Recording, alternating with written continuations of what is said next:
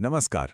कभी सोचा है कि कुछ गाने सिर्फ गाने नहीं होते, वो तो पहचान और घर की एक पूरी कहानी सुना देते हैं। आज हम ऐसे ही एक गाने बैलाडीला को समझने की कोशिश करेंगे। हम इसके बोलों में उतरेंगे परत दर परत और देखेंगे कि बस्तर का वो कौन सा जादू है जो इसमें छिपा हुआ है। तो चलिए शुरू करते हैं। इस गाने की सबसे खास बात पता है क्या है? ये किसी धुन या म्यूजिक से नहीं बल्कि एक प्रार्थना से शुरू होता है। सीधे हमें बस्तर की उस पवित्र धरती से जोड़ देता है। ये जो शुरुआती लाइनें हैं, आयाम चौदंते सरी बाबा तुमके शरण शरण आए, ये असल में वहां की स्थानीय देवी दंतेश्वरी माता को एक पुकार है, एक आह्वान। यहीं से गाने वाला उस जमीन और उसकी रूहानियत से एक गहरा रिश्ता बना लेता है। तो ये सिर्फ एक जगल का गाना नहीं है, ये तो उस पवित्र भूमि के साथ एक तरह की बातचीत है। अब आता है गाने का असली मर्म, मतलब दो दुनियाओं का टकराव। एक तरफ शहर की चमक धमक और सपने, और दूसरी तरफ अपनी जड़ों का खिंचाव। ये एक ऐसी कश्मकश है जिससे शायद हम में से बहुत लोग गुजरे होंगे। तो देखिए, कहानी कहने वाला भी शुरुआत में यही सोचता है कि शहर जाऊं, कुछ नाम कमाऊं, और इसमें कुछ गलत भी नहीं है ना? हर कोई आगे बढ़ना चाहता है, कुछ बनना चाहता है। ये तो एक बहुत ही नेचुरल सी इच्छा है। और यहीं पर गाने का जो पूरा टेंशन है वो सामने आता है।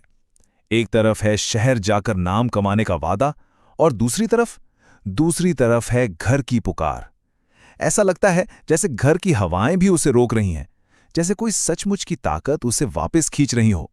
तो सवाल ये उठता है कि आखिर घर का ये खिंचाव इतना मजबूत क्यों है? ऐसा क्या है वहां? गाना खुद ही इसका जवाब देता है। ये हमें बताता है उस जादू के बारे में जो घर छोड़ना इतना मुश्किल बना देता है। कैसा जादू है तेरे बस्तर में? ये सवाल इस गाने की आत्मा है। बार बार आता है। ये सिर्फ एक सवाल नहीं बल्कि एक खोज है। गाने वाला खुद अपने लिए इस सवाल का जवाब ढूंढ रहा है। तो फिर जवाब क्या है? गाना हमें जवाब देता है। वो इस जादू को 3 हिस्सों में तोड़कर समझाता है। वहां की प्रकृति, वहां का जीवन और वहां के लोग। सबसे पहला हिस्सा, वहां की कुदरत, उसकी खूबसूरती।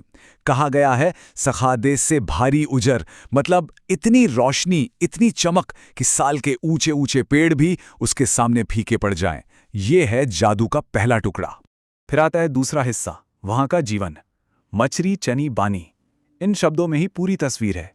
मछलियां, चिड़िया और न जाने क्या क्या। मतलब एक ऐसी जगह है जो जिंदगी से लबालब भरी हुई है। हर कोने में जीवन धड़कता है। और आखिर में जादू का तीसरा और सबसे जरूरी हिस्सा, वहां के लोग। रंग रंग च मनुकाए, तरह तरह के लोग, उनकी संस्कृति, उनके रंग। क्योंकि कोई भी जगह सिर्फ पहाड़ और नदियों से नहीं बनती है ना, वो तो लोगों से बनती है। बस्तर लोगों से ही जिंदा है। और अब हम गाने के उस मोड़ पर आते हैं जहां सब कुछ बदल जाता है। सिर्फ एक शब्द, एक छोटा सा शब्द, लेकिन उसका मतलब इतना बड़ा है कि पूरी कहानी का नजरिया ही बदल जाता है। सवाल को फिर से देखिए, कैसा जादू है तेरे बस्तर में? ध्यान दीजिए, तेरे। जब हम तेरा कहते हैं तो एक दूरी होती है। ऐसा लगता है जैसे गाने वाला बाहर से देख रहा है कि ये उसका बस्तर नहीं, किसी और का है। और फिर वो पल आता है, जवाब सवाल में ही मिल जाता है। सवाल बदल जाता है एक ऐलान में। ऐसा जादू है मेरे बस्तर में।